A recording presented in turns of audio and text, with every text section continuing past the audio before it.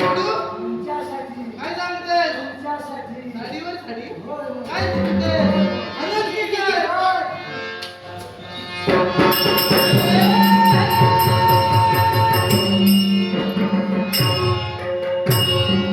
ही अशी काय दिसते तिला भिक्षा कशा आल्या जवळी घ्या ना मला आवाज बदलून राजा राजा यज्ञ असे करायचे नसतात अरे नव्याण्णव यज्ञ केले आणि 100वा यज्ञ तुला पूर्ण करायचा होता ब्राह्मण यज्ञ करीत होते ब्राह्मणाचा छळ केला म्हणून तू मला शासन करण्यासाठी उभा राहिला मग 100वा यज्ञ पूर्ण करणारा राजा